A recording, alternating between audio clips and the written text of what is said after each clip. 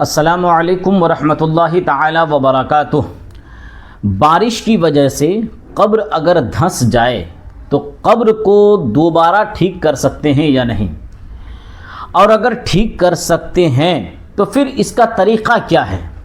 اور ایک سوال اس میں یہ ہے کہ جو مٹی قبر کے اوپر تھی، بارش ہونے کی وجہ سے وہ مٹی قبر کے اندر چلی گئی، تو کیا اس مٹی کو نکال کر پھر دوبارہ اس قبر کو درست کر سکتے ہیں یا نہیں؟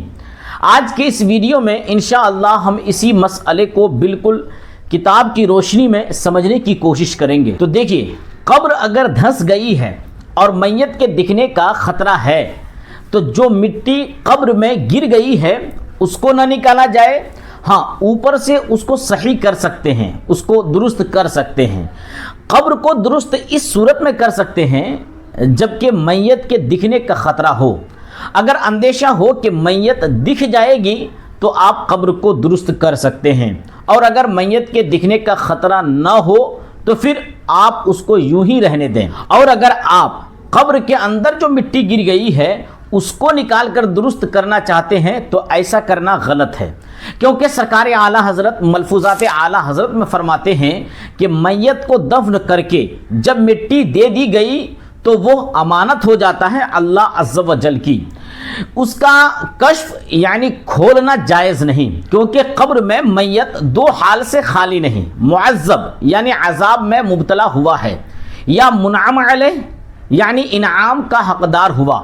اگر معذب ہے تو دیکھنے والا دیکھے گا اسے، جس سے اسے رنج پہنچے گا اور کر کچھ نہیں سکتا، اور اگر منعم علیہ ہے تو اس میں اس کی ناگواری ہے۔ حوالہ ملفوظات اعلیٰ حضرت صفحہ نمبر 501 اور 502، یعنی اگر آپ قبر کے اندر جو مٹی گری ہے اس کو نکالیں گے تو اس لیے منع ہے کہ قبر کے اندر میت یا تو عذاب میں ہے یا تو انعام میں ہے۔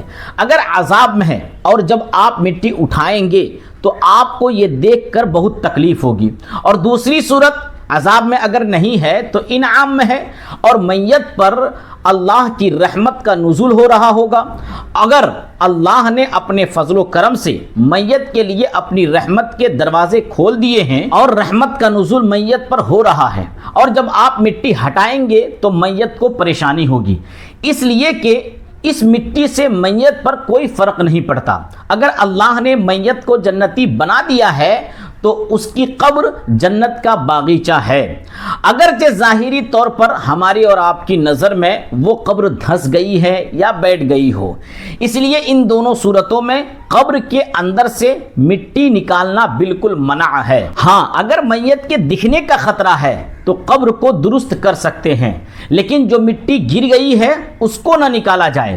ایسے میں قبر کو درست کرنے کا بہتر طریقہ یہ ہے کہ پہلے آپ تختہ یا کوئی چیز بچھا دیں، پھر مٹی ڈالی جائے تاکہ میت کی بے حرمتی بھی نہ ہو اور قبر کا نشان بھی محفوظ رہے۔ جیسا کہ صاحب کتاب لکھتے ہیں کہ میت پر مٹی ڈال کر دبانا جائز نہیں۔ زمین کی سطح پر پہلے بانس، لکڑی کے تختے اور اوپر سے چٹائی وغیرہ کوئی چیز بچھا کر مٹی ڈالیں تاکہ میت کی بے حرمتی نہ ہو اور قبروں کا نشان محفوظ رہے، یہ جائز ہے۔ اس میں احترام مسلم ہے۔ حوالہ آپ کے مسائل صفحہ نمبر 213۔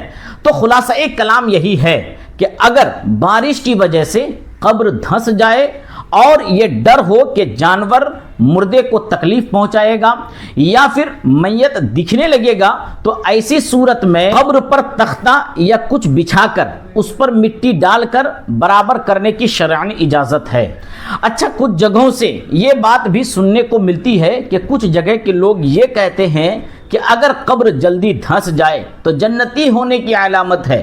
تو دیکھیں، ایسا ہرگز نہیں ہے، یہ بات بالکل غلط ہے، کیونکہ جنتی اللہ کے فضل سے اور مصطفیٰ جان رحمت کے کرم سے اور اپنے اعمال حسنہ کی وجہ سے ہوتا ہے، نہ کہ قبر جلدی دھنس جانے کی وجہ سے۔ تو خلاصہ کلام یہی ہے کہ اگر بارش کی وجہ سے اگر آپ کے رشتہ دار ہوں یا کوئی اپنے آدمی ہوں، ان کی قبر دھنس گئی ہے، مٹی اندر چلی گئی ہے، تو آپ اس طریقے سے کریں کہ پہلے وہاں بانس یا تختہ کچھ لگا کر آپ اس کے اوپر چٹائی وغیرہ کچھ بچھا کر اس کے اوپر مٹی ڈال کر اس کو برابر کر سکتے ہیں۔ اس میں شریعت میں کوئی ممانعت ममनुआत नहीं है, बिल्कुल आप ऐसा कर सकते हैं, ऐसा करना बिल्कुल जायज़ है। हाँ, मिट्टी जो कब्र के अंदर चली गई है, आप उस मिट्टी को नहीं निकाल सकते हैं। उम्मीद है कि आपको आज की ये वीडियो अच्छी लगी होगी, तो आप कमेंट्स में ज़रूर बताएं कि आज की ये वीडियो आपको कैसी लगी। अगर आपका भी कोई सवाल हो तो आप कमेंट्स में लिखकर हमसे ज़रूर पूछ सकते हैं। इंशाअल्लाह आपके सवाल का जवाब बिल्कुल कुरान और हदीस की रोशनी में दिया जाएगा। और आपसे गुजारिश है कि आप अगर इस वीडियो को अगर आपने देख लिया है और आपने अगर अभी तक हमारे चैनल को सब्सक्राइब नहीं किया है तो सब्सक्राइब भी ज़रूर कर लें, ताकि मज़ीद इस्लामी मसाइल की मुस्तनद जानकारी हासिल कर सकें। अस्सलामु अलैकुम व रहमतुल्लाहि तआला व बरकातुहू।